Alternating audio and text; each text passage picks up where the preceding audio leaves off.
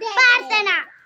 ഈശ്വര കൈകൂപ്പി നിൽക്കുവാൻ നിൻ മുന്നിൽ ഈവനറിഞ്ഞ മിഴികളോടെ കാരുണ്യമെന്നിൽ ചൊരിയണേ ഭൂമിയിലും കാരണനായുള്ള തമ്പുരാനെ, കാരണനായുള്ള തമ്പുരാനെ.